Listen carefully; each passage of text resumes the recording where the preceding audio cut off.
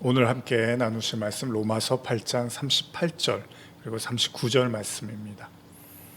한번 제가 읽어드리겠습니다. 내가 확신하노니 사망이나 생명이나 천사들이나 권세자들이나 현재일이나 장래일이나 능력이나 높음이나 깊음이나 다른 어떤 피조물이라도 우리를 우리 주 그리스도 예수 안에 있는 하나님의 사랑에서 끊을 수 없으리라. 참 좋은 구절입니다. 단연코 우리 성도들에게 안심을 줄 수 있는 아주 귀한 구절이라고 생각을 합니다. 성경에서 중요한 그 장이 있다면 그 중에 한 장 중에 로마서 8장을 꼽는데요. 바울이 어떻게 보면 자신의 모든 신앙에 대한 그런 것들을 잘 정리해서 이제 그리스도 안에 있는 자는 결코 정죄함이 없다라고 시작하는 로마서 8장, 그 마무리는 그리스도 안에 진정으로 구원받은 성도는 이제 어떠한 경우에도 하나님과 그 성도 사이를 끊을 수 있는 것은 존재하지 않는다, 이런 내용의 성경을 담고 있습니다. 그래서 사실 많은 사람들에게도 참 큰 위로를 주고요. 저도 개인적으로 힘들 때마다 이 구절을 보면서 참 많이 위안이 되었던 것 같습니다. 그리스도 안에서 끊을 수 없는 하나님의 사랑. 진정한 성도에게는 어떤 경우에도 하나님의 사랑에서 끊어지는 일이 없다는 거죠. 우리가 보통 잘 쓰는 말 중에 부부싸움은 칼로 물베기다, 이런 말이 있죠. 그 무슨 말입니까? 물이라는 거는 사실은 이렇게 아무리 잘라도 잘라지지가 않죠. 그래서 이런 의미가 있어요. 아무리 부부가 싸우는 것 같아도 결국은 다시 화해를 하고 언제 싸웠느냐는 듯이 또 잘 지낼 거다. 그러니까 그 싸움을 그렇게 대수롭게 여길 필요가 없다, 이런 의미도 있고요. 또 한 가지 의미는 물이 칼에 베어지지 않기 때문에 아무리 해도 소용이 없는 그런, 어떻게 보면 쉽게 자를 수 없는 관계를 지칭하기도 하죠. 같은 얘기겠죠. 그러나 물론 모든 상황에서 이 말이 맞는 건 아닙니다. 그냥 우리가 대체적으로 이런 표현을 쓰기는 하는 거죠. 오늘 본문에서 바울은 신앙의 정점과도 같은 고백을 로마서 8장의 말미에서 이렇게 하고 있는 거예요. 제가 현대로 한 번 더 읽어드릴까요? 나는 하나님의 사랑에서 우리를 떼어놓을 수 있는 것은 아무것도 없다고 확신합니다. 죽음도 그렇게 할 수 없고 생명도 그렇게 할 수 없습니다. 천사들도 그렇게 하지 못하고 지옥의 모든 세력을 다 합친다 해도 하나님의 사랑에서 우리를 멀리 떼어놓을 수는 없습니다. 오늘에 대한 우리의 염려도, 내일에 대한 우리의 공포도, 또는 하늘 높이 올라가거나 바다 깊은 곳에 들어가거나 우리가 어디에 있든지 간에 우리 주 그리스도께서 우리를 위해 죽으실 때 나타난 하나님의 사랑에서 우리를 떼어놓을 수 있는 것은 아무것도 없습니다. 제가 이 설교를 이렇게 준비를 하다가 지금 읽은 구절을 현대어로 이렇게 옮겨 놓으면서 이 내용이 너무나 아름답고 확신에 찬 말이기 때문에 이 설교를 더 써야 될 필요가 있나, 이런 생각마저 들었습니다. 얼마나 좋습니까? 하나님의 사랑에서 어떤 것도 우리를 떼어놓을 수 없다. 이것이 바로 바울의 확신에 찬 고백입니다. 아까도 말씀드린 것처럼 로마서 8장에는 그러므로 이제 그리스도 안에 있는 자에게는 결코 정죄함이 없다, 이렇게 시작을 하고 있어요. 그러니까 이제 온전한 구원을 받은 자들, 이제 온전한 그 정죄함으로부터도 벗어난 자들, 오로지 그리스도가 주시는 용서와 사랑과 화해와 그리고 영원한 구원과 자유를 발견한 그들, 어쩌면 바울의 마음에 이 확신에 찬 고백, 이 확신에 찬 구원에 대한 이 생각이 바울의 마음에 아주 꽉 차 있었던 것 같아요. 왜 그러냐면요, 만약에 바울의 마음에 한치의 의심이나 그 무언가 찜찜함이 있었다면 바울은 분명히 이런 선언을 하기가 쉽지 않았을 겁니다. 그럼에도 불구하고 바울이 이렇게 선언했다는 것은 정말로 성도된 자들은 절대 하나님으로부터 끊어질 수 없다라는 어떤 확신에 찬 그런 은혜가 충만했던 것으로 보입니다. 참 얼마나 놀라운 고백입니까? 듣기만 해도 배부른 고백입니다. 만일 여러분들 마음속에 이런 믿음이 있다면 어떨까요? 다시 말하면 오늘 성경에 나열된 사망이나 생명이나 천사들이나 권세자들이나 현재일이나 장래일이나 능력이나 높음이나 기품이나 다른 어떤 피조물, 그러니까 모든 요소를 다 나열하는 거잖아요. 눈에 보이든 보이지 않든 간에 인간이 알고 있는 모든 요소들을 바울이 다 나열을 하면서 그 어떤 것도 하나님과의 관계에서 끊어놓을 수 없다는 사실을 바울이 기록하고 있습니다. 이게 듣고 있는 것만으로도 너무나 뭐랄까 행복하다 그럴까요? 누군가 나를 사랑하는데 우리 인간사에서는 사랑을 해도요, 환경이라든지 상황에 따라서 어쩔 수 없이 그 사랑이 끊어지거나 그 사랑이 마무리가 그냥 이렇게 되는 경우도 있잖아요. 근데 누군가 변함없이 변치 않는 사랑으로, 그리고 그가 변하지 않는 것도 중요하지만 그를 변화시킬 수 있는 어떤 그런 요소들도 이 세상에 존재하지 않는, 그러니까 너무나 확신에 찬 그 사랑으로 하나님이 나를 사랑한다, 이런 말씀을 듣으면 얼마나 행복한지 모르겠습니다. 근데 문제는 저와 여러분들이 어떻게 이런 믿음을 갖고 계시나요? 도저히 끊을 수 없는 관계, 어떤 힘도 어떤 권세도 어떤 시간이나 공간도 갈라놓을 수 없는 그런 관계. 바울은요, 하나님과 성도 사이를 그렇게 정의하고 있습니다. 사실 이런 믿음을 갖는다는 것은 결코 쉽지가 않잖아요. 우리는 잘 압니다. 인간은 그렇지가 못하단 말이에요. 상황과 환경에 따라서 얼마든지 우리의 믿음이 식었다가 또 뜨거워졌다가 그렇게 사실 오르락내리락 반복을 하죠.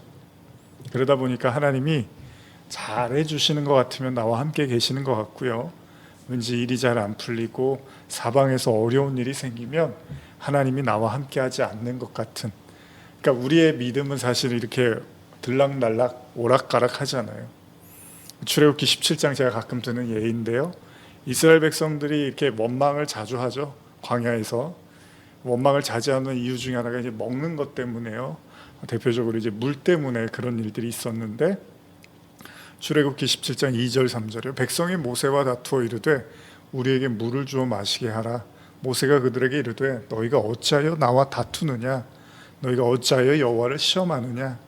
거기서 백성이 목이 말라 물을 찾으매 그들이 모세에게 대하여 원망하여 이르되 당신이 어찌하여 우리를 애굽에서 인도하여 내어서 우리와 우리 자녀와 우리 가축이 목말라 죽게 하느냐. 모세는요, 자신을 향한 그 원망하는 백성들 향해서 뭐라고 하냐면요, 왜 하나님을 시험하느냐, 이렇게 말을 합니다. 그러니까 백성들의 다툼과 원망이요, 하나님을 시험하는 거하고는 다르지 않다, 지금 이렇게 표현을 하는 거예요. 물론 그렇기도 한 게요, 사실 누구나 그렇잖아요. 당장 마실 물이 없으면 모두가 목말라 죽을 거고 나아가 자신들의 가축도 목말라 죽을 것이기 때문에 충분히 그럴 만한 상황입니다. 결국 모세는 하나님께 기도를 하고 하나님은 어떻게 하죠? 모세를 통해서 반석을 쳐서 물을 내어주십니다. 그리고 성경은 이렇게 마무리를 합니다. 출애굽기 17장 7절인데요, 그가 그곳 이름을 마사 또는 무리바라 불렀으니 이는 이스라엘 자손이 다투었으며 또는 그들이 여호와를 시험하여 이르기를 여호와께서 우리 중에 계신가 안 계신가 하였음이더라. 이스라엘 백성들은 물로 인해서 다투었고요, 그리고 하나님을 시험했다고 기록되어 있습니다. 그 이유는 그들이 하나님이 계신가 안 계신가 이런 생각이 들었다는 거예요. 마실 물이 없자 그들은 하나님의 존재를 의심했다는 거죠. 엄밀히 말한다면 하나님이 우리 가운데 계신가 그렇지 않은가에 대한 의문을 가졌다는 거예요. 물론 물이 없는 거는 사실 가벼운 얘기는 아니잖아요. 그건 생명하고 직결된 문제이기 때문에 충분히 그럴 수 있습니다. 그러다 보면 그들의 입에서 입버릇처럼 하는 말이 있었죠. 출애굽기 17장 3절입니다. 현대어로 읽어드릴게요. 그러자 백성들은 갈증이 너무 심하여 모세에게 심한 말까지 해가면서 불평을 터뜨렸다. 우리가 언제 당신더러 우리를 애굽에서 이끌어내라 하였소. 왜 우리를 이곳까지 끌고 와 우리 자식들과 가축들까지 함께 목말라 죽게 하는 거요. 자, 누구라도 그렇습니다. 화려한 가나안을 기대하면서 애굽을 떠난 그들이었기 때문에 더더욱 이해가 가는 대목입니다. 현대 성경은 좀 더 감정적으로 표현되어 있죠. 누가 애굽에서 우리를 끌어달라고 했소? 사실 모세가 자주 듣던 말 중에 하나죠. 우리가 언제 도와달라 그랬냐고, 뭐 이런 얘기예요. 그럴 때마다 백성들은 애굽을 떠올리고 그때가 좋았다, 또 이렇게 시를 읊어대기 시작을 합니다. 항상 드리는 이야기지만 참으로 인간이 나약합니다. 그리고 동시에 드는 생각은 왜 하나님은 바로 그들의 어려움을 그냥 바로바로 해결해 주시지 않았을까라는 그런 안타까움을 자아내기도 합니다. 그러니까 하나님께서 애굽에서 이스라엘 백성을 끄집어낸 이후에 그다지 백성에게 좋은 얘기를 듣지를 못한다는 거예요. 그리고 그들의 불평은 결국 하나님의 존재에 대한 의심, 여기까지도 도달을 한단 말이죠. 도대체 하나님이 계신 건지 아닌지. 종종 제가 말하지만 사람이 힘들 때 중에 하나가 이 불확신이라는 거잖아요. 물건을 살 때도, 인간관계를 맺을 때도, 사업을 할 때도, 신앙생활을 할 때도 이 불확신이라는 놈이 찾아오면 갑자기 힘들어지고 버거워집니다. 언제 어떻게 될지 모르는 상황, 바로 요즘을 살아가는 우리에게는 더하죠. 그렇기 때문에 아마도 성도들에게 오늘의 본문처럼 하나님이 계신지 안 계신지라는 생각이 밥 먹듯이 들지도 모릅니다. 결국 하나님은 모세를 통해서 그들의 물의 문제를 해결시켜 주십니다. 그제서야 백성들의 원망은 수그러들었을 것이고요. 그들은 하나님이 우리와 함께 하시는가 보다라는 믿음을 다시 가졌는지도 모릅니다. 이렇게 생각해 보니까 참으로 오늘의 본문도 결코 쉬운 이야기가 아니라는 거예요. 왜냐하면 인간이 가장 어려워하는 부분 중에 하나가 바로 이 하나님에 대한 확신인 것 같습니다. 눈으로 볼 수 있으면 좋잖아요. 그냥 눈으로 하나님이 함께 하시는 걸 보면 좋잖아요. 그런데 하나님은 우리의 눈에 포착되는 분이 아니시다는 거죠. 가끔 제가 드리는 말씀이지만 성경에서 믿음이라는 게 굉장히 중요한데, 그리고 그 믿음에 대해서 믿음의 장이라고 일컫는 히브리서 11장을 보면 이렇게 시작을 해요. 히브리서 11장 1절입니다. 믿음은 바라는 것들의 실상이요 보이지 않는 것들의 증거니. 이 본문을 제가 현대어로 다시 읽어드릴게요. 믿음은 무엇입니까? 믿음은 우리가 바라는 것이 반드시 이루어진다는 확신을 갖는 게 아닙니까? 또한 아직 눈앞에 보이지 않는 미래의 일일지라도 우리가 기대하는 것이 반드시 우리를 기다리고 있다는 것을 의심하지 않는 게 아닙니까? 그렇습니다. 분명한 사실은 믿음이라는 것은 보이지 않는 것을 보고 있는 것처럼 믿어야 된다는 거고요.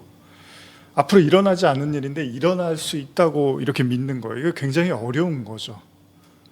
사실 우리가 사람과의 관계에서도 누구를 이렇게 믿는 게 쉽지 않잖아요. 우리가 상대방을 이렇게 쉽게 믿지 않잖아요. 여러분들이 사람들을 만나고 경험해보고 나름대로 그 연륜이 쌓이면 더더욱 그렇지가 않잖아요. 그래서 많은 시간을 지내고 또 지내야지 이 사람 믿어도 되겠구나 이렇게 생각한단 말이에요. 그럼 그만큼 누군가를 믿는 게 쉬운 게 아닌데, 그 말을 뒤집어 생각해 보면 우리가 생각하는 것과 달리 타인이 실제는 많이 다를 수 있다는 걸 우리는 이제 경험하거나 그걸 항상 염두에 둔다는 거잖아요. 그러니까 눈에 보이는 사람도 사실은 그 마음을 다 헤아리고 믿기가 어렵다는 거잖아요. 그럼 여러분 한번 잘 생각해 보세요.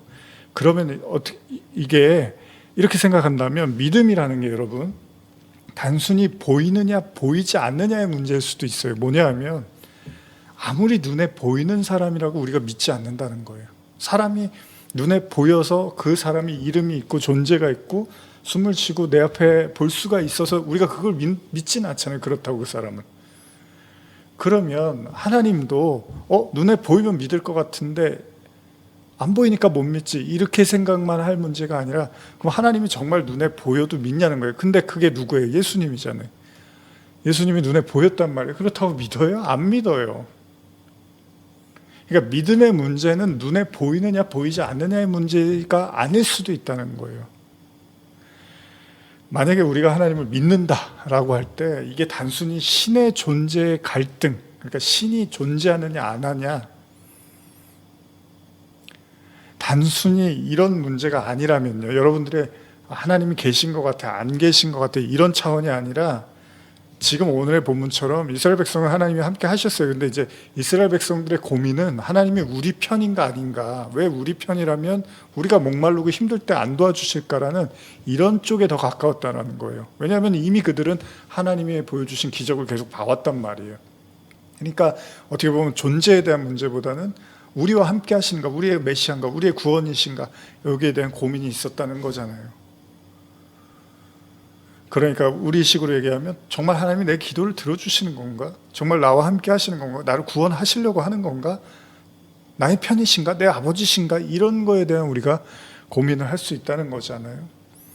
신의 존재에 대한 문제, 신이 계시냐 안 계시냐, 이거에 대해서 굳이 말씀드린다면 저는 개인적으로 이렇게 생각합니다. 저는 여러분 앞전에도 말씀드렸지만 이 모든 우주가, 이 모든 세상이 그냥 우연히 발생했다는 게 저는 더 믿겨지지가 않아요. 그건 제가 반드시 크리스찬이기 때문이 아니고요. 만약에 제가 크리스찬이 아니었더라도 저는 이게 그냥 우연히 그냥 생긴 거야라고 하면 저는 그게 글쎄요, 쉽게 납득이 안 갔을 것 같아요. 제가 성도가 아니었어도. 이 모든 것을 우연이라고 말하면서 그걸 저한테 믿으라고 하는 건 저에게 오히려 신의 존재를 믿는 게 훨씬 더 쉬운 일일 수 있을 겁니다. 그냥 이게 다 우연히 생겨난 거고 그냥 저절로 결국 없어지고 아무 의미도 없는 거야 라고 말하면 차라리 신이 있다는 게 믿는 게 더 빠를 것 같아요. 어떻게 이게 다 우연이에요? 어떻게 인간, 동물, 바다, 땅, 하늘, 해, 그리고 우주, 이런 모든 것들이 다 우연일 수가 있을까요?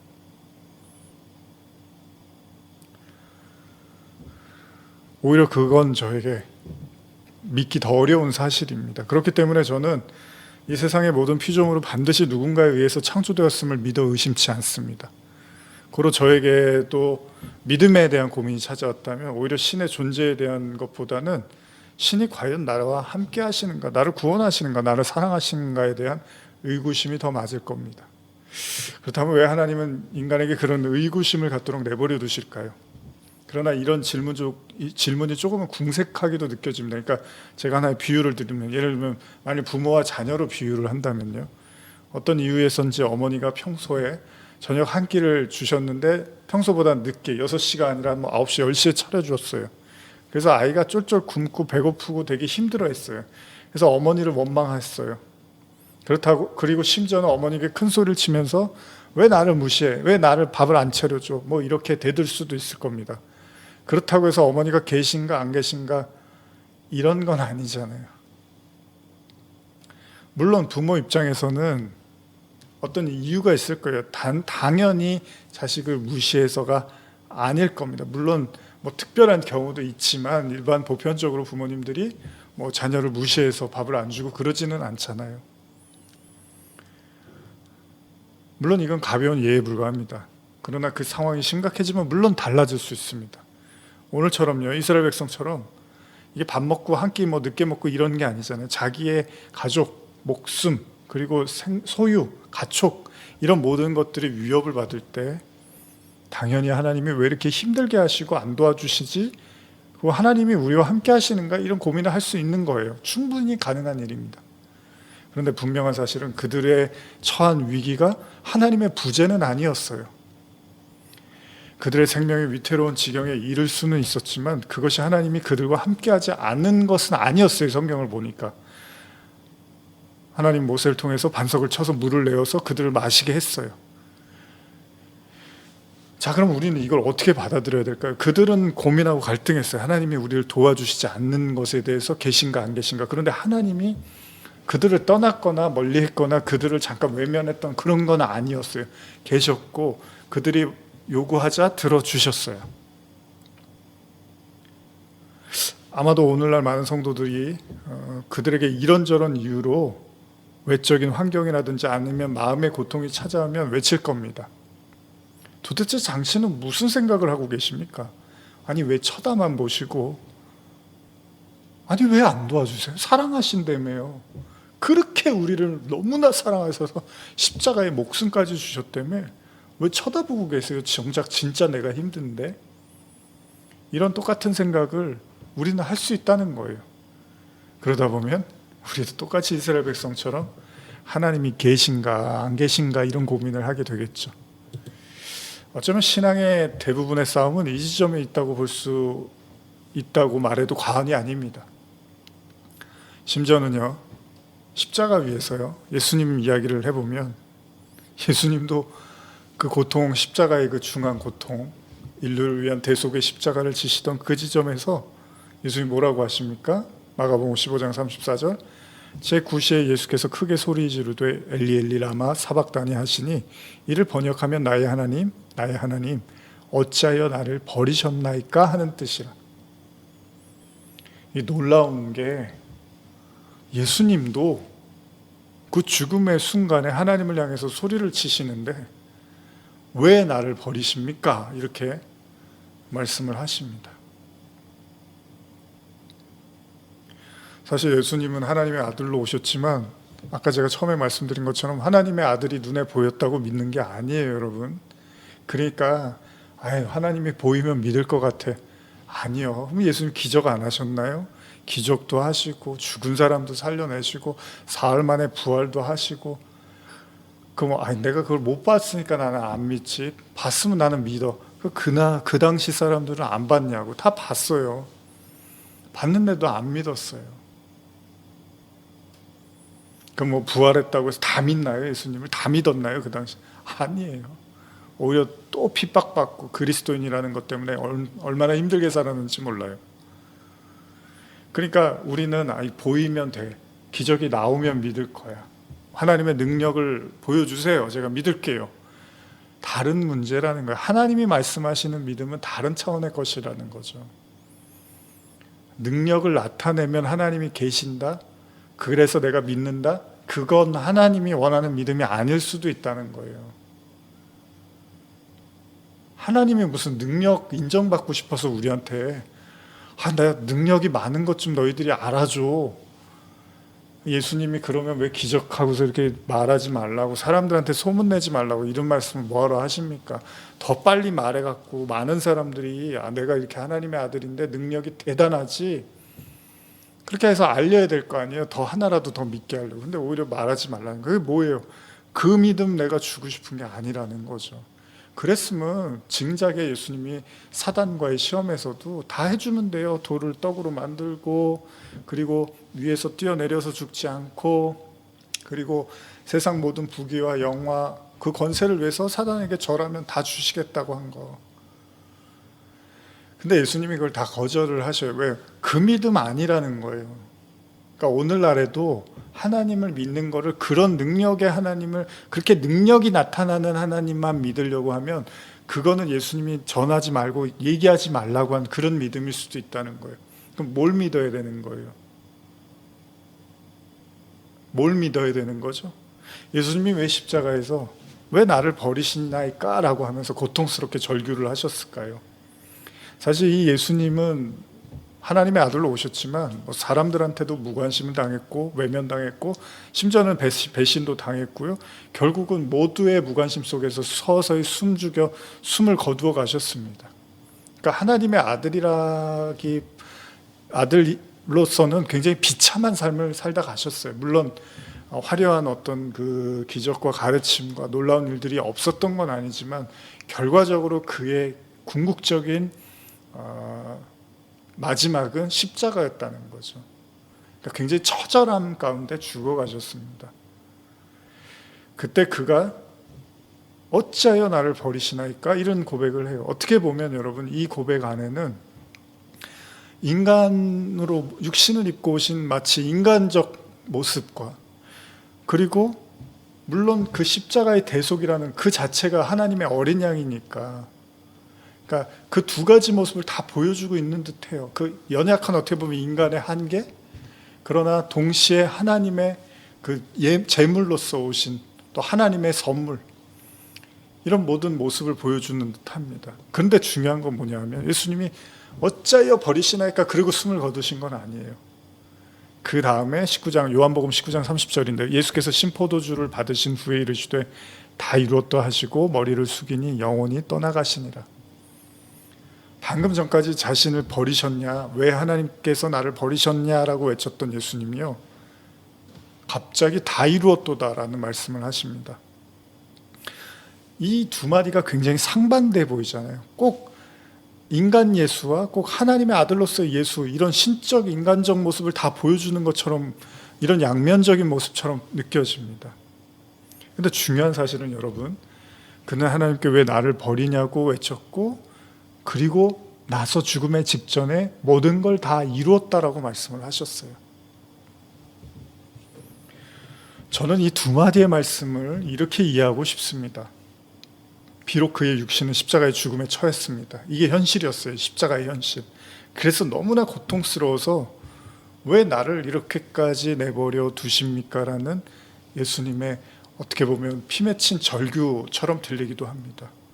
근데 보통 그러면 거기서 고통스러워하고 아파하면서 절규하면서 생을 마감하는 게 보통 인간의 한계잖아요. 근데 갑자기 예수님이 다 이루었다라고 말씀을 하세요. 근데 물론 십자가를 다 완수하셨으니까 그 죽음으로써 피와 모든 그 땀을 다 쏟아내시고 십자가의 죽음에서 이제 다 견뎌내셨으니까 다 이루신 것도 맞지만, 또 다른 의미에서 하나 생각하고 싶은 건요, 저는 이렇게 생각하고 싶어요. 예수님은 하나님의 아들이었습니다. 아들과 아버지. 사실 이 땅의 모든 성도들은 우리 하나님이 아버지잖아요. 우리 자녀잖아요. 우리가 아들들이라고 하잖아요. 예수님을 통해서 우리가 아들이 된 거잖아요. 종이 아니라 이제 양자가 된 거잖아요. 예수님 때문에. 그러면 그 예수님의 피 맺힌 마지막 어찌하여 나를 버리시나이까의 절규에서 아들이 깨달아야 될 것, 우리가 예수님을 통해서 깨달아야 될 것, 그게 있다면 그 예수님의 마지막 순간의 버리심은, 진짜 버리셨나요? 하나님이 예수님을? 안 버리셨잖아요. 물론 육신은 십자가에서 죽으셨지만 다시 부활해서 정말로 영원한 생명에 이르게 하셨죠, 하나님이. 그 얘기는 뭐죠? 버려지는 것 같았지만 결국은 버리지 않았다는 거잖아요. 물론 우리가 율법의 남편이 죽어야 된다, 우리의 육신의 욕망이 죽어야 된다, 십자가에서 우리의 정과 욕심을 못 박아야 된다, 다 맞습니다. 다 좋은 이야기고요. 그런데 정말 하나님이 성도에게 원하시는 믿음, 이제 12월을 마무리하면서 이제 또 내년을 바라보면서 어쩌면 우리가 알고 있는 모든 신앙과 성경에 대한 지식과 가르침과 나름대로 여러분들의 견해들 다 중요합니다. 근데 여러분, 가장 기본적인, 우리가 컴퓨터, 제가 가끔 그런 표현 쓰는데, 컴퓨터가 되게 현란하고 화려하고 그런 것 같지만 그 언어는 이진법이잖아요. 0하고 1. 그러면 성경도 가르침도 히브리어, 헬라어 막 현란하게 이걸 해석하고 풀어내고 다 좋습니다. 그런 시도와 그런 노력, 공부 다 좋은데 그걸 이렇게 다 치워버리고요, 컴퓨터가 이진법이라는 0과 1의 그걸로 이루어진 것처럼 성경도, 하나님의 말씀도 결국은 뭡니까? 하나님하고 나잖아요. 아버지와 아들. 그럼 아버지와 아들이 가져야 될 믿음이 뭘까요? 어찌하여 나를 버리시나이까? 근데 안 버리시더라는 거예요. 다시 살려내시더라는 거예요.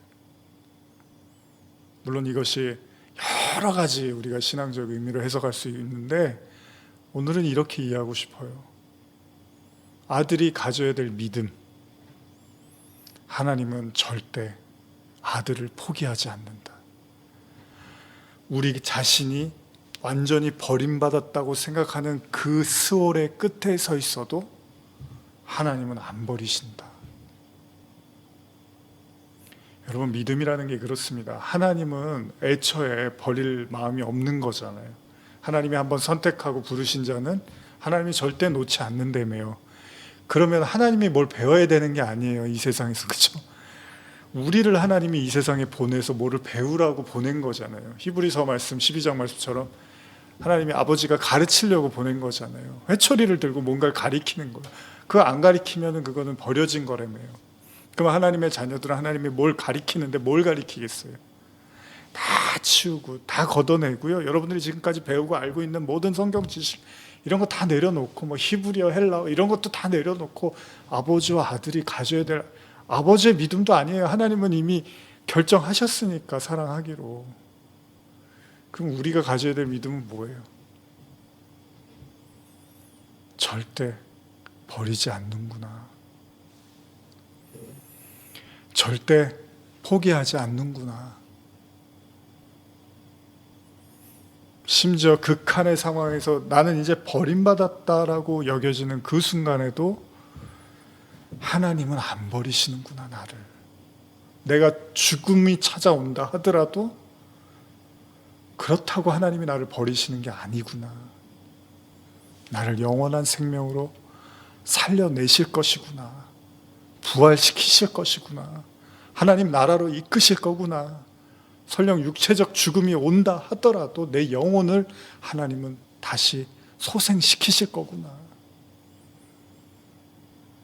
다윗이 고백하잖아요. 여호와는 나의 목자시니 내게 부족함이 없으리로다. 그가 나를 푸른 초장에 놓으시며 쉴만한 물가로 인도하신다. 내 영혼을 소생시키시고 자기의 이름을 위하여 의의 길로 인도하시는구나. 어쩌면 성도에게 찾아오는 죽음과 같은 환난의 그 끝에서도 이제는 버림받았구나. 욥이 그러잖아요. 이제 나는 아무것도 기대하고 의지할 게 없어. 이제 나는 완전히 망했어. 근데 진짜 욥이 망했나요? 안 망했어요. 하나님이 그 스월에서 그 지옥 같은 삶에서 욥을 끌어내서 진짜 하나님의 얼굴을 비추셨다고. 왜요? 아버지를 알라고. 여러분, 신앙은요, 여러분과 뭐 주변, 뭐 교회와의 관계, 이웃과의 관계, 성도와의 관계, 물론 다 중요한데 더 중요한 거, 그것보다 훨씬 더 중요한 건 여러분과 하나님과의 관계잖아요.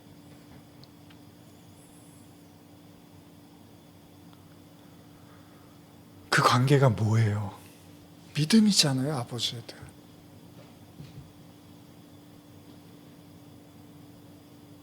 어쩌면 저는 성도가 이 세상을 살아가는 이유, 이게 아닐까 생각해 봅니다. 이거 믿는 거예요, 이거. 그래야지 영원한 시간으로 우리가 갔을 때 어떤 경우에도 흔들리지는 않는 거예요. 그걸 알아버렸으니까, 하나님이 나를 어떻게 사랑하는지를. 하나님은 걱정하지 마세요. 하나님은 한번 결정하셨으면 실현하는 분이 아니에요. 언약을 뒤집는 분이 아니란 말이에요. 우리가 이제 그걸 받아들여야 되는 거예요. 결혼은요, 상대방도 결정해야 되지만 우리도 결정해야 되는 거예요. 신랑도 결정해야 되지만 신부도 결정해야 되는 거예요. 우리 신부라며요. 그럼 이제 하나님은 신랑으로서 우리에게 이제 영원히 함께 하시겠다고 이제 사인을 하셨어요. 그럼 이제 우리가 결정해야 되는 거예요. 저 신랑이 진짜 나를 영원히 사랑할까? 근데 그게 확신이 안 들면 사인을 못 하는 거예요. 그러니까 하나님이 기다려주는 거예요. 언제까지? 그걸 믿을 때까지. 그러니까 여러분, 구약에서 그 성전 안에 법궤 있잖아요. 법궤. 근데 다른 말로 언약궤라고 하죠. 언약이에요. 언약. 언약이 뭐예요? 약속이에요. 약속이 뭐예요? 이스라엘 하나님은 이스라엘을 버리지 않고 영원히 함께 하시겠다는 거잖아요. 그 오늘날 우리에게 성도에게도 동일한 거죠. 하나님은 하나님의 신부들을 향해서 영원히 함께 하시겠다는 거예요. 아버지로서, 하나님으로서, 신랑으로서 다 같은 얘기예요. 그럼 이제 우리가 거기에 반응을 하는 거예요. 우리가 모든 신앙생활의 여정을 거쳐서 거기에 반응을 하는 거예요. 어떻게 반응하는 거죠? 이렇게 반응하는 거예요. 여러분과 제 입에서 이 고백이 나올 수 있으면, 내가 확신하노니 사망이나 생명이나 천사들이나 권세자들이나 현재 일이나 장래일이나 능력이나 높음이나 깊음이나 다른 어떤 피조물이라도 우리를 우리 주 그리스도 예수 안에 있는 하나님의 사랑에서 끊을 수 없으리라. 이 고백을 하면 되는 거죠. 이걸 믿으면 의로 여겨주시는 거예요. 이걸 믿는 거잖아요. 이거는 그 사랑을 경험하고, 이제 보이진 않지만, 보이든 보이지 않는 이게 중요한 게 아니에요. 이제 그 사랑을 내 마음에 가지고 있으면 그 아버지가 내 안에 계시는 거죠. 이 영원한 아버지가. 그럼 그가 아들이 되는 거죠. 신부가 되는 거고, 하나님 나라 백성이 되는 거고, 다 똑같은 얘기입니다. 이 믿음을 우리 모두가 고백하게 되기를 간절히 축복하면서, 다시 한번 듣기만 해도 배부른 이 로마서 8장 38절 39절을 현대어로 읽어드리면서 설교를 마무리하겠습니다. 나는 하나님의 사랑에서 우리를 떼어놓을 수 있는 것은 아무것도 없다고 확신합니다. 죽음도 그렇게 할 수 없고 생명도 그렇게 할 수 없습니다. 천사들도 그렇게 하지 못하고 지옥의 모든 세력을 다 합친다 해도 하나님의 사랑에서 우리를 멀리 떼어놓을 수는 없습니다. 오늘에 대한 우리의 염려도, 내일에 대한 우리의 공포도, 또는 하늘 높이 올라가거나 바다 깊은 곳에 들어가거나 우리가 어디에 있든지 간에 우리 주 그리스도께서 우리를 위해 죽으실 때 나타난 하나님의 사랑에서 우리를 떼어놓을 수 있는 것은 아무것도 없습니다. 아멘. 기도하시겠습니다. 하나님 아버지,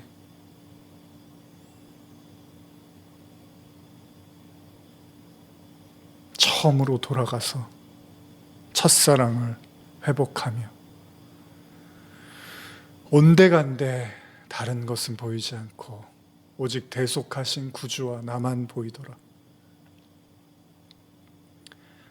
그렇습니다. 이 세상의 창조의 목적은 바로 아버지의 아버지 되심과 자녀의 자녀됨을 우리에게 보여주시기 위함임을 믿습니다. 오늘 우리가 자녀로서 이제 아버지의 영원한 사랑을 고백하게 하시고 우리를 붙들고 있었던 모든 환난과 시험으로부터 노임을 받게 하여 주시옵소서.